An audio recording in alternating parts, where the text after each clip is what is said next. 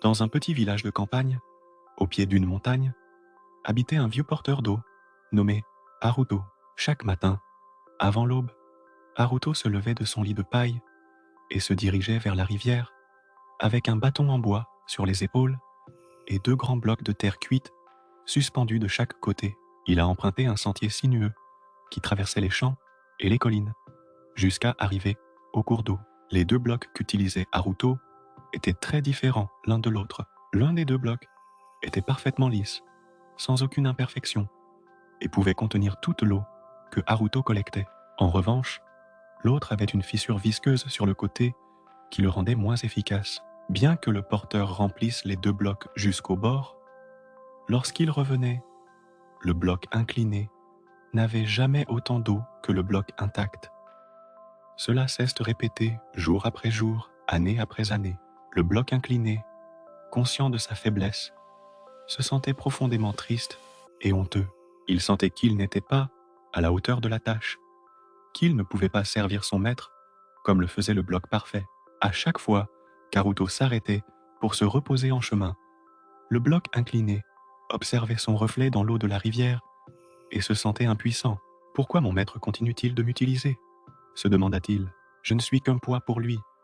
Je ne peux pas remplir ma fonction comme il se doit. » Un jour, accablé par la culpabilité, le bloc décida de rompre le silence. Alors qu'Haruto revenait de la rivière, le bloc incliné lui parla d'une voix tremblante. « Maître, je veux vous demander pardon. Je vous ai servi pendant 2 ans, mais mon défaut me rend incapable de retenir toute l'eau que vous prenez. À chaque fois, sur le chemin, je perds beaucoup d'eau. Je ne suis pas comme l'autre bloc, qui arrive à transporter toute l'eau jusqu'au village. Je ne suis pas digne d'être utilisé. Pourquoi continuez-vous à me choisir ?» Haruto s'arrêta et regarda le bloc avec tendresse. C'était un homme simple, peu loquace, mais il y avait une sagesse profonde dans son regard fatigué. Après un instant de silence, il a souri et prononcé ces mots. « Pourquoi devrais-je vous remplacer ? Tu es spécial, et même ta faiblesse a une valeur que tu ne peux peut-être pas voir. Tu ne t'es jamais demandé pourquoi. Sur le chemin, il n'y a des fleurs que de ton côté et pas de l'autre. » Le bloc incliné resta silencieux, dérouté par les paroles du porteur. « Vous savez, Haruto poursuivit, quand j'aille remarquer ta crampe pour la première fois, j'ai compris que tu perdais de l'eau tout au long du chemin. Alors, au lieu de vous considérer comme un souci, j'ai décidé de tirer parti de votre particularité. J'ai planté des fleurs le long de ton chemin, et chaque jour, pendant que nous retournons de la rivière, tu les offres inconsciemment aux habitants du village. »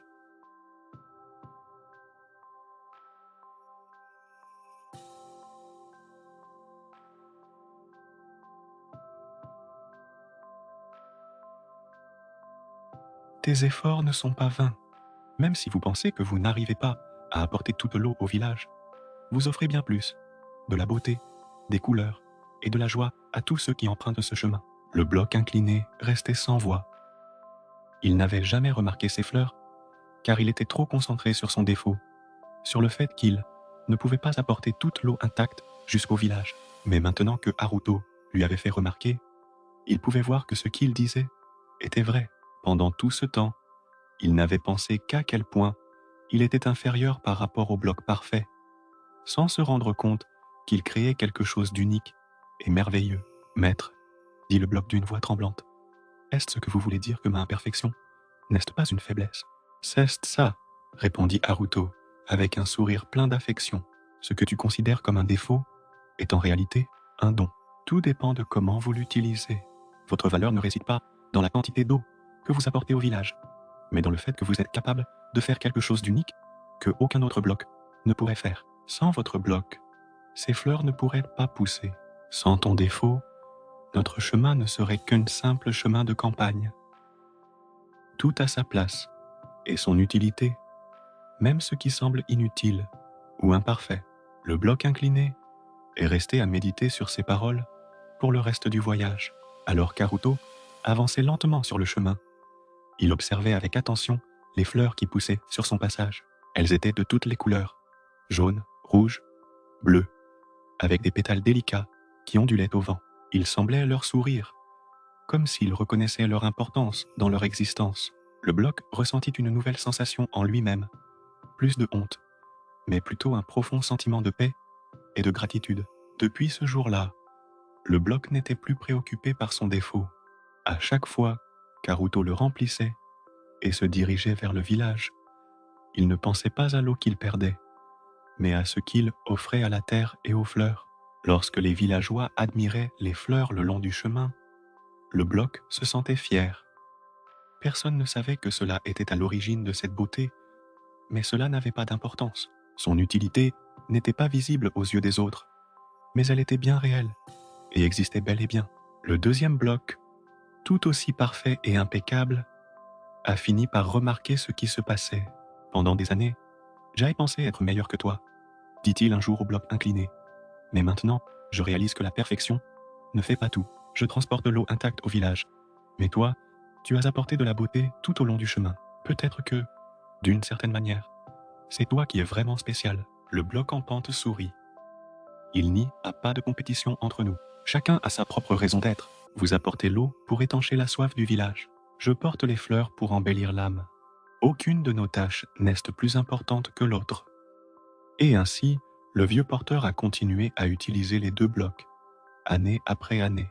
Le chemin, qui était autrefois aride et sans vie, s'est transformé en un magnifique tapis de fleurs qui a attiré l'attention des voyageurs et des visiteurs. Certains sont venus spécialement pour admirer ces couleurs éclatantes et ont demandé à Haruto comment il avait réussi à créer un si beau jardin le long d'un simple chemin de campagne. Il répondait toujours avec le sourire et quelques mots, avec amour et patience, sans jamais se lasser. Morale. Nous avons tous nos propres imperfections, mais il ne faut pas les considérer comme des limites. Parfois, ce que nous prenons pour un défaut peut en réalité être une source de force et de valeur, capable de créer de la beauté et du sens de façon que nous n'avions jamais imaginée. La clé, c'est de savoir reconnaître notre place dans le monde et de valoriser ce que nous avons à offrir, sans chercher à être comme les autres. Même les imperfections peuvent conduire à la réalisation de grandes choses, si nous apprenons à les accepter et à les utiliser de la bonne manière. Merci d'avoir regardé notre vidéo, nous espérons qu'elle enrichira positivement votre vie. Si vous avez apprécié, cliquez sur « J'aime » et rejoignez notre chaîne Esprit en évolution pour ne pas rater la prochaine vidéo.